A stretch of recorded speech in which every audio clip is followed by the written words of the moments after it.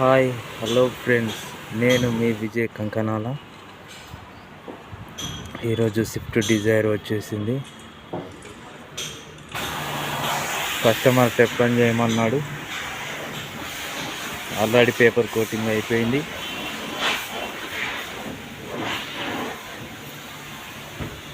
Teflon before ముందు video ఇది.